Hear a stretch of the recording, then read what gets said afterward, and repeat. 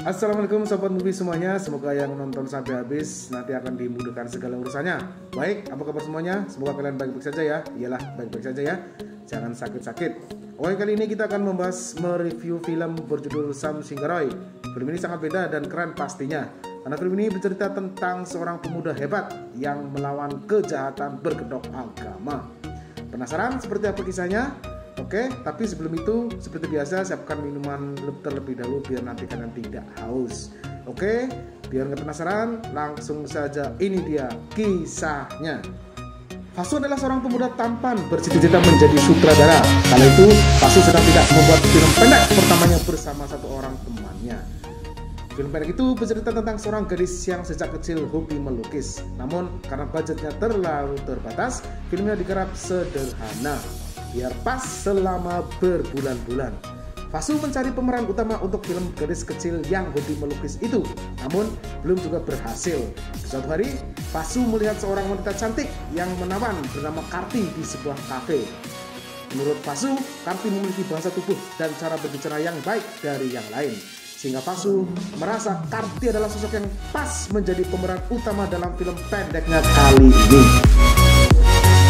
Singkat kata, singkat cerita, Fasu memberikan diri berbicara langsung kepada Karti dan memintanya agar mau menjadi pemeran utama dalam film pendeknya. Awalnya Karti menolak, ya biasalah ya, mungkin kaget begitu. Namun karena Fasu terus memohon dan membujuk Karti sampai ke rumahnya, Karti pun akhirnya luluh dan bersedia menjadi pemeran utama di film itu. Yes, akhirnya misinya berhasil juga. Namun Karti hanya memberikan waktu 2 minggu saja untuk melakukan syuting, karena Karti harus melanjutkan S2-nya yang di luar kota sebelum 14 hari itu. Besok pagi mereka melakukan persiapan syuting. Fasu melanjutkan ke mereka bahwa film pendek ini bercerita tentang seorang gadis yang sejak kecil suka melukis. Mereka kemudian mulai melakukan syuting. Saat melakukan syuting, turunlah hujan yang membuat Fasu senang, karena dengan turunnya hujan, hasil videonya lebih alami atau otentik. Dari momen inilah mulai terlihat Fasu dan Karti mulai saling menyukai. Seminggu kemudian mereka melakukan syuting di pasar. Terlihat sekelompok preman mengamuk dan mengganggu Karti. Tiba-tiba telinga Fasu keluar darah dengan sendirinya. Fasu merasa menjadi orang lain. Jari jempol Fasu bergerak sendiri dan Fasu langsung menghajar semua preman itu hingga babak belur. Teman Fasu bingung melihat Fasu yang tiba-tiba jago gelut, padahal sebelumnya Fasu tidak bisa gelut.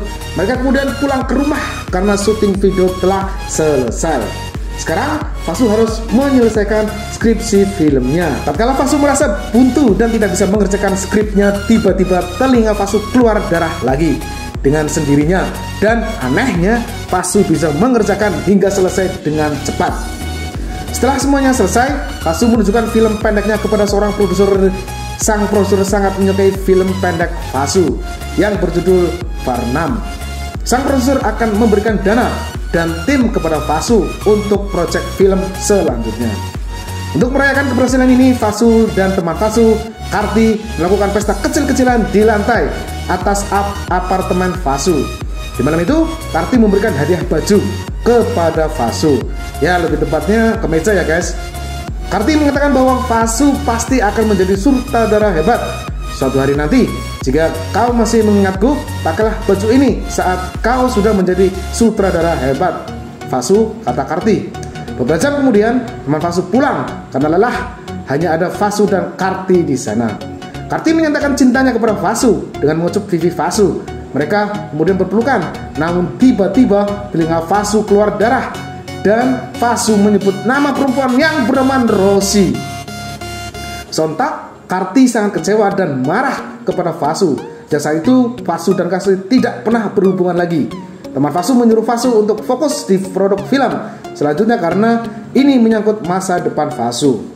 Beberapa tahun kemudian, Fasu memulai menggarap skrip filmnya hingga akhirnya 2 film Fasu dirilis di bioskop.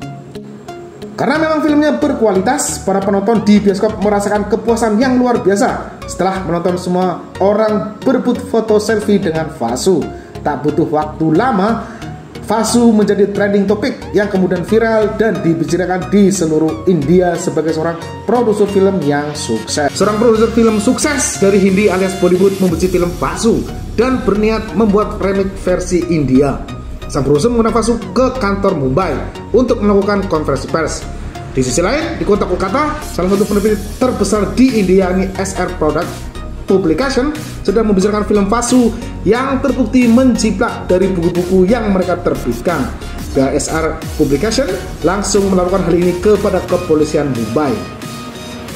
Saat melakukan konferensi pers, Vasu memakai baju yang diberikan Karti di konversi itu. Vasu memuji-muji karena filmnya yang sukses luar biasa. Namun, tiba-tiba kepolisian datang dan menangkap Vasu karena film Vasu dituding melanggar hak cipta dari buku-buku yang diterbitkan oleh pihak SR Publication. Produser film India langsung membatalkan rencana itu dan nama baik Vasu bak terkena banjir bandang langsung hanyut dan tenggelam. Kasus ini akan dibawa ke pengadilan pihak penerbit SR Publication menuntut Vasu atas kasus pelanggaran hak cipta. Ayah Karti menelpon Karti dan memberitahukan hal ini ke Karti. Karti yang sudah lama tidak berhubungan dengan Vasu kaget melihat berita ini dan ternyata Vasu menggunakan baju yang diberikan Karti saat melakukan konversi pers. Artinya Vasu masih mengingat Karti. Karti yang masih menyukai Vasu berniat menolong Vasu. Karti kemudian mendatangi teman Vasu dan pergi menemui sepupu Karti yang menjadi pengacara muda bernama Fatma. Fatma bersedia menangani kasus Vasu. Gak berlama-lama, Fatma mendatangi Vasu di penjara. Fatma mengatakan kepada Vasu bahwa dirinya terbukti melakukan plagiat semua cerita filmnya sama persis dengan buku-buku yang diterbitkan oleh SR Publication. Maka dari itu, Vasu harus mengatakan dirinya bersalah dan pengadilan nanti agar hukuman Vasu tidak terlalu berat. Vasu marah mendengar omongan Fatma. Vasu kekeh tidak mau mengaku dirinya salah karena Vasu tidak melakukan plagiat. Persidangan dimulai. Pihak penerbit diwakili oleh anak pemilik SR Publication dan pengacara yang tidak pernah kalah bernama Krishna.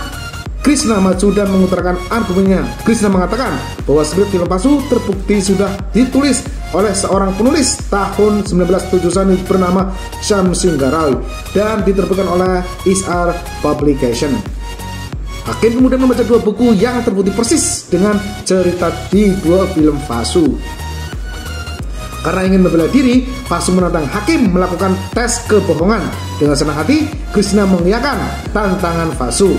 Tes kebohongan langsung dilakukan dan hasilnya menunjukkan bahwa Vasu tidak berbohong. Karena itu, sidang ditunda selama 3 hari untuk membawa barang bukti bahwa Vasu tidak melakukan plagiat. Malam hari, mereka berempat membicarakan tentang hal ini. Fatma yang sudah mempelajari tentang biodata Syam Singharoy menceritakan hal itu kepada mereka bertiga. Fatma mengatakan film Vasu sama persis dengan buku yang ditulis oleh Syam Singharoy pada tahun 1970. Dan orang-orang yang mengatakan Syam sudah meninggal dunia, namun sampai saat ini tidak ada orang yang tahu di mana kuburannya. Vasu bingung kenapa hal ini bisa terjadi. Kemudian membaca buku-buku Syam, tiba-tiba telinga Vasu mengeluarkan darah lagi. Karti jadi teringat ketika ia memeluk Vasu dan Vasu menyebut nama Rosi. Telinga Vasu juga mengeluarkan darah.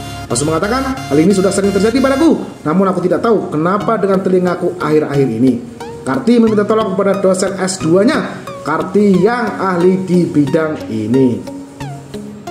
Setelah menjelaskan semuanya, sang dokter mengatakan ada sesuatu di dalam pikiran Vasu. Besok malam, dokter menemui Vasu dan melakukan clinical hypnosis untuk masuk ke dalam pikiran Vasu. Semuanya direkam oleh Karti.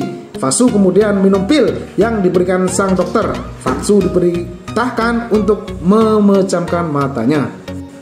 Lalu Vasu diajukan beberapa pertanyaan oleh sang dokter. Lihat, Vasu sedang membayangkan sesuatu. Jempol kiri bergerak dan Vasu menyebut nama Rosi. Tiba-tiba Vasu mengatakan Rosi adalah istriku dan namaku adalah Syam Singharoy. Barulah di sini diceritakan fakta masa lalu siapa sebenarnya Syam Singharoy. Lalu, siapa sebenarnya Singharoy tahun 1969 di desa Kalkaputur, Provinsi West Bengal? Hiduplah seorang pemuda yang hobi menulis bernama Syam Singharoy. Syam berasal dari keluarga kasta tinggi yang terhormat. Syam mempunyai kakak pertama bernama Bendra Singharoy dan kakak kedua bernama Manoj Singharoy. Suatu hari, Suatu hari yang berjalan, saya di kampung melewati air sumur yang biasa diambil warga sekitar. Di sana saya melihat orang-orang kasta Dalit yang dianggap sebagai kasta rendah duduk sambil mengemis. Meminta air, mereka melakukan itu karena dilarang warga sekitar menyentuh sumur. Sam marah melihat hal itu, tidak manusiawi. Sam kemudian menyentuh salah satu warga Dalit dan mempersilahkannya mengambil air di sumur. Tetapi ibu agama dan semua warga sekitar merasa terhina dengan tindakan Sam. Tanpa basa-basi, Sam langsung menggendong salah satu warga Dalit dan melemparnya ke dalam sumur. Sam mengatakan, mulai sekarang ini milik kasta Dalit. Jika kalian tidak mau menyentuh kasta Dalit, maka jangan minum air sumur ini. Melihat keputusan Sam, sekelompok pemberontak komunis bersenjata mengajak Sam untuk bergabung. Namun Sam menolak dan mengatakan satu peluru hanya bisa membunuh satu orang, tapi dengan satu kata kita bisa mempengaruhi jutaan orang. Sam kemudian pulang ke rumah. Di rumah Sam dimarahi Bendrat karena sudah membuatnya malu beserta keluarganya dengan memasukkan orang Dalit ke dalam sumur. Mana tidak suka dengan sikap Bendrat dan membela Sam. Sam kemudian berniat meninggalkan desa itu untuk selama-lamanya karena Sam muak dengan warga di desa. Malam hari saya mengemasi barang-barangnya dan meminta izin kepada manajer untuk meninggalkan desa itu. Sam juga mengatakan kepada Mana ia akan menulis buku. Mana sedih karena harus berpisah dengan Sam. Dengan perjalanan, saya melihat warga sekitar ramai-ramai full di sebuah candi yang sedang mengadakan acara pemujaan selama 9 hari berturut-turut. Acara itu menampilkan beberapa wanita yang sedang menari.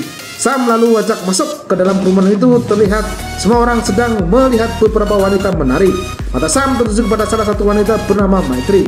Sam menilai bahasa tubuh Maitri sangat baik dan langsung jatuh hati kepada Maitri.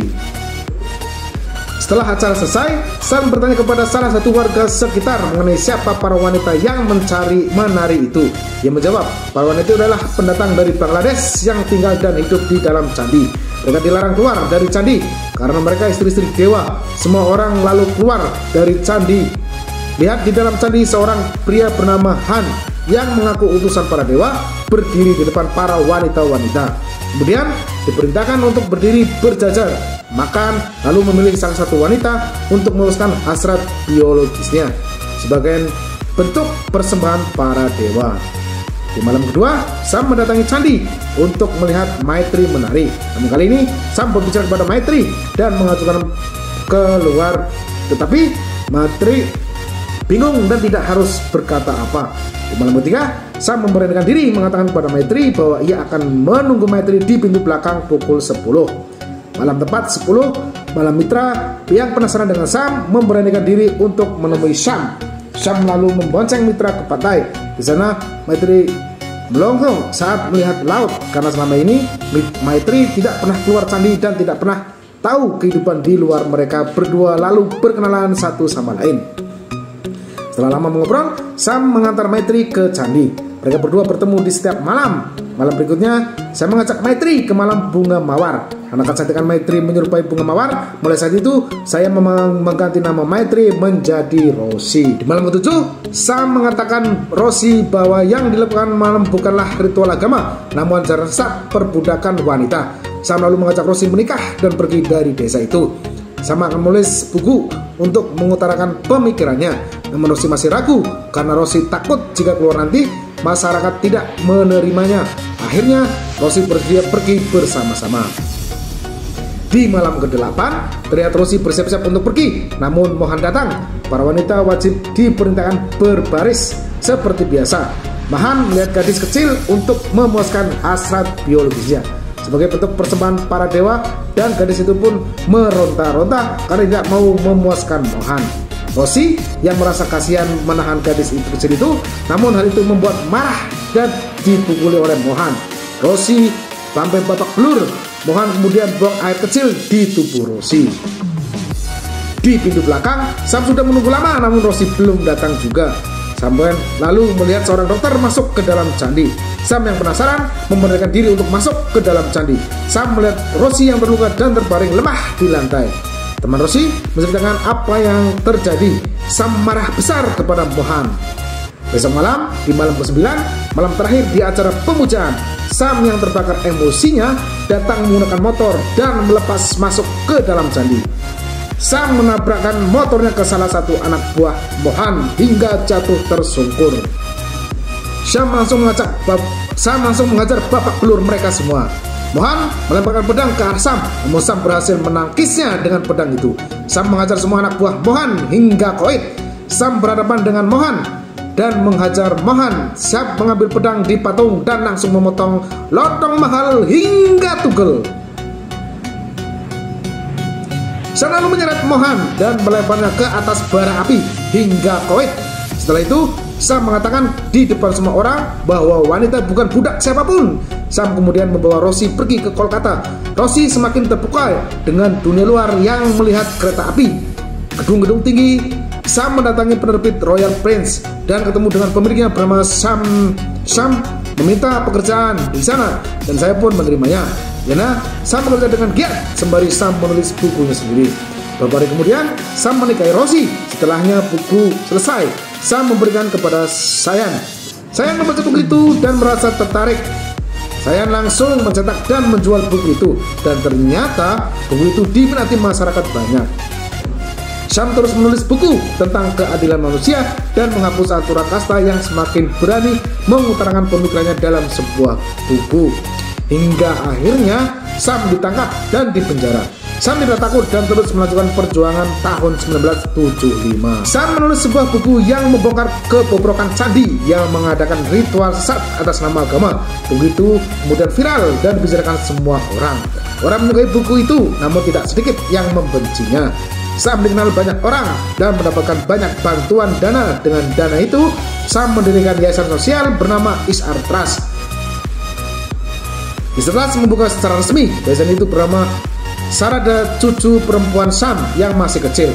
Sam terus menyebarkan pemikirannya untuk membebaskan perbudakan wanita, dan akhirnya para wanita yang berada dalam candi mulai dibebaskan satu persatu. Sam sukses besar dan dikenal di seluruh penjuru India sebagai penulis sekaligus aktivis sosial revolusioner. Malam hari, Sam dan Rosie berbicara dari hati ke hati. Rosie mengungkapkan rasa cinta dan terima kasihnya kepada Sam karena sudah membebaskannya dari perbudakan candi. Rosie juga mengatakan, Sam, kita sudah mempunyai semuanya. Permintaanku terakhir adalah aku ingin koit di pelukanmu sambil menatapmu dengan senyuman. Pagi hari, kakak Sam datang ke rumah Sam dan meminta Sam untuk pulang ke rumah sejenak karena Bendrat sedang sakit keras. Bendrat ingin bertemu Rosie, tidak suka dengan Sam meninggalkannya. Namun Sam mengatakan ia harus pergi karena sebentar saja pasti dia akan kembali, dan mengajak lalu berangkat naik perahu kecil ke desa Kalkapur.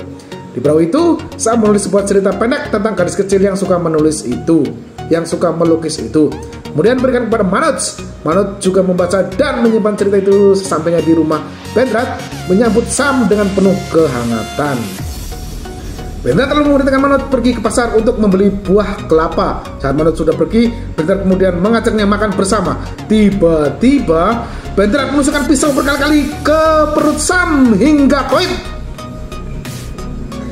Bendrat membunuh Sam karena Sam sudah berubah kepercayaan banyak orang melalui buku-bukunya.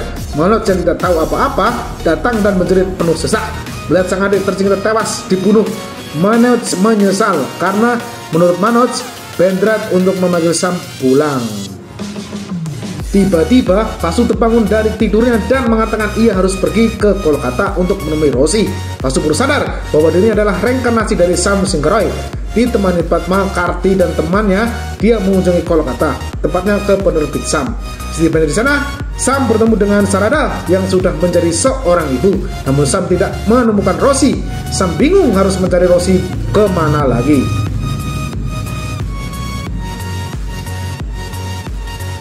Besok pagi, persidangan kembali digelar. Padma maju ke depan dan menjelaskan mengenai rekaman video yang ditunjukkan Vasu adalah reinkarnasi dari Sam Singh-Roy. Namun, argumen Padma justru diterapkan oleh Krishna karena Krishna menganggap reinkarnasi hanyalah lelucon. Padma kemudian menjelaskan bahwa dahulu di tahun 1939, Mahatma Gandhi pernah mengakui di pengadilan ada seorang wanita yang mengalami reinkarnasi. Oleh karena itu, reinkarnasi yang dialami Vasu bukan lelucon. Tiba-tiba datanglah seorang kakek menggunakan kursi roda. Dia adalah Manoj Singh-Roy. Mana adalah kakak kedua Sam yang masih hidup sekaligus pemilik penerbit ISR Publication. Manu tertunduk dan diisak-isak saat melihat wajah Vasu yang persis dengan wajah sang adik sebagai pihak pelapor. Hakim mempersilakan Manoj cuma mengantarkan pendapatnya. Manoj dengan penuh keyakinan mengatakan kau adalah reinkarnasi dari Sam Singgaroy. Dia adalah Sam Singgaroy. Christian menolak dan mengatakan, Pak Manoj, apakah ada mempunyai bukti otentik bahwa Vasu adalah reinkarnasi dari Sam Singgaroy? Manoj menjawab, Pak Hakim, saya mempunyai bukti otentik bahwa Vasu adalah reinkarnasi dari Sam Singgaroy. Begitu diterbitan sama adikku. Dulu dibuat oleh Vasu dalam 2 film. Namun Vasu juga membuat film pendek yang bercerita gadis kecil yang suka menulis dan cerita yang berjudul Farnam. Itu juga dibuat oleh Sam dahulu, tapi tidak pernah dipublik. Hanya aku yang mengetahui cerita itu selama ini. Setelah itu aku simpan di rumahku. Bagaimana mungkin Vasu bisa membuat film yang persis dengan cerita pendek yang sedang dibuat dahulu? Sam Singgaroy adalah pemilik ISR Publication sekarang. Perusahaan ini akan aku berikan kepada Sam Singgaroy, adikku. Hakim lalu membacakan cerita pendek itu dan terkejut di mana sebagai pihak pelapor menarik kasus ini. Akhirnya hakim memutuskan untuk menutup kasus ini. Sam lalu menghampiri Manoj dan menggenggam tangan Manoj sambil menangis. Manoj terus mengungkapkan rasa penyesalannya kepada Sam karena dahulu Manoj cuma ngacak campuran yang berjuang tewas di tangan Bedrat. Sekarang semuanya perusahaan ini akan diberikan kepada Sam kembali. Siapa membalas untuk semua perusahaan ini? Sekarang semua perusahaan ini akan diberikan kepada Sam kembali untuk membalas semuanya. Perusahaan ini akan diwariskan kepada Sam. Namun Sam teringat dengan Rosie. Sam mengatakan, untuk apa perusahaan ini jika aku tidak bisa bertemu dengan Rosie? Sekarang selama ini ternyata Manoj menemukan Rosie di pinggir pantai. Rosie masih menunggumu di sana karena ia selalu mengatakan kepadaku bahwa Sam pasti akan kembali. Sam langsung mendatangi Rosie. Melihat Rosie sedang berdiri di pinggir pantai, melihat Rosie sambil menangis, langsung berlutut minta maaf karena sudah membuat Rosie menunggu lama. Rosie lalu memeluk Sam dan menghapuskan nafas terakhir dalam pelukan Sam. Rosie bahagia karena bisa menjalani permintaan terakhirnya, yakni meninggal dalam pelukan Sam sambil tersenyum bahagia. Oke, itu saja review dari kami. Silahkan like, subscribe, komen, dan share jika kalian berkenan. Sampai jumpa lagi. Sugeng Rawuh Sedoyo and see you.